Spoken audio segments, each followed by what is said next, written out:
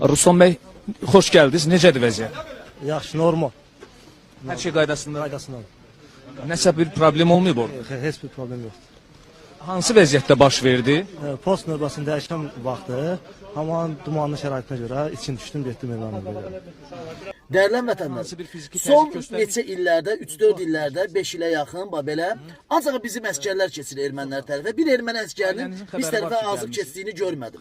Bu birinci növbədə təlimatı düzgün verməməkdir. Bu heç Hal-hazırda bir özünüzü qırağa. yaxşı hiss edirsiniz. Bu əskər də deyir ki, mən postu dəyişən zaman dumana düşdüm. Yalan danışır.